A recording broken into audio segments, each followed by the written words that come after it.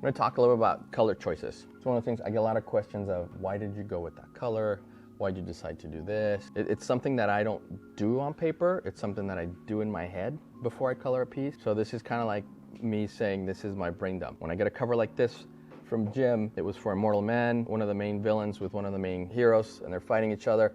And there was no explanation other than these two guys are fighting, and there seems to be some kind of rubble there, right? At first I thought, what if they're in space? So this is in my head, I'm kind of seeing it with the dark space background, which won't work because there's a lot of heavy inks on the characters. No, that won't work at all. Also, a lot of their coloring is very drab, and so going with that dark background with the drab colors on them isn't gonna pop anybody.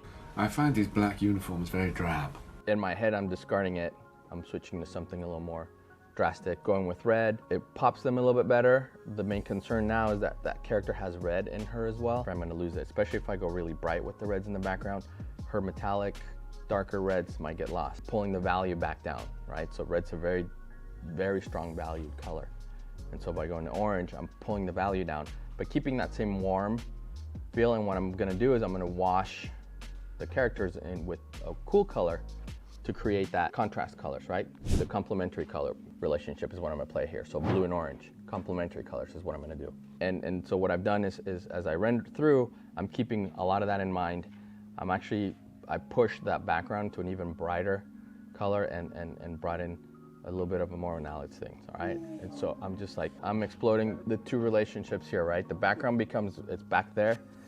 Your eye sees it and accepts it, and it becomes a background, and you can focus on the figures and the value that was created by Jim and Scott. In this piece, but I want to simplify that, right? I want to create that foreground, middle ground, there's a background, and there's an extreme background. And so I'm pushing as much as I can into that extreme background. We talked about encasing two complementaries with two other complementaries, and that's kind of what I'm starting to do, visually blocking out and creating this kind of X, right? Like a map where the main action is focused in the center of the piece. X marks the spot. Adding other colors, I'm helping pop that X a little bit more and creating this almost circular composition with color. I'm using that warm color from the Human Torch to light everything from the middle, and so that since everything is lit from that centerpiece, your eye kind of tends to also mimic that movement. In my head, I'm doing this, right? I'm kind of washing out that background to see how that action really just kind of centers there. But as I start to add layers and the special effects from the characters, I'm starting to push things backwards. So the smoke becomes a non-issue anymore. It's part of that background. And then I bring in the sun, right? And the sunlight, and that pulls that backwards. It's weird because in my head, I'm doing all these things before I even put anything to paper. And like I said, sometimes I actually have to physically go on the computer and try it. So when I was preparing this file, it was me trying to remember how I was thinking this one through. But for you guys, as you experiment, it's okay to try that, right?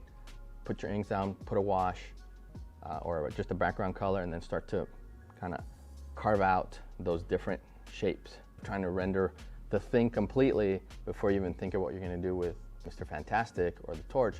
You're thinking of all of them at the same time, because they all kind of have to interact with each other and not necessarily be more important than the other.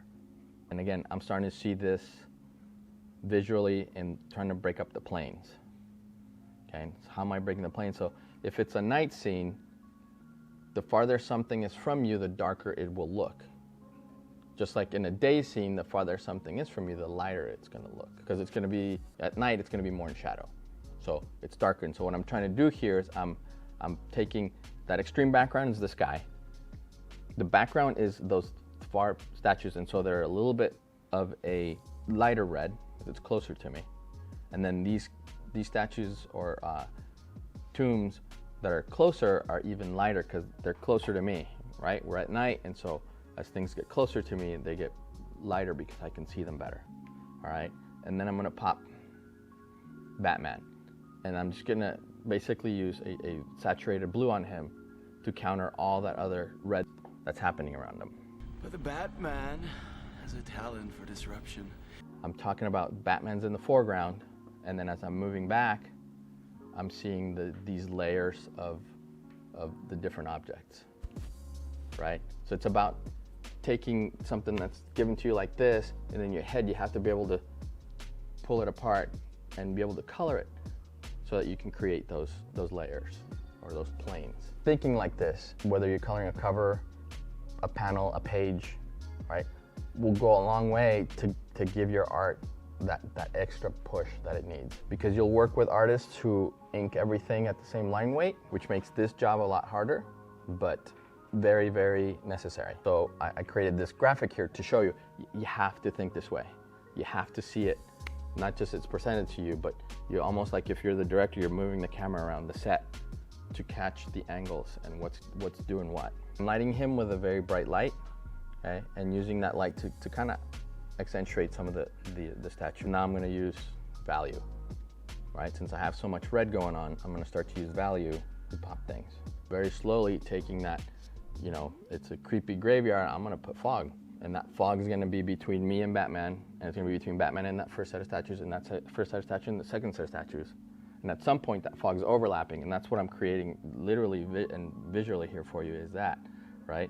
Is that here's that fog between Batman and that first set of tombs. Thinking of that, not just visually, but practically, right? If I'm in a graveyard and then there's fog, in those layers that we talked about, there's going to be fog here, and fog here. And so it overlaps, and where they're overlapped, it obscures even much more, right? And it's pushing it. The best pencilers in the industry are already thinking about what the inker and the color are gonna do. They're always thinking of all three steps. I'm doing this great page, but I have to make sure that I set this up so that when Carlos is inking it, I'm penciling it to his sensibilities, to what I know he's gonna do with it. And then after that, Alex is gonna color it. So I need to prep the file or prep the piece so that I know what he's bringing to the table and he can really benefit. And the whole piece can benefit from that. So that as a penciler working in a collaboration with two other artists, right? You want to think ahead to what they're doing.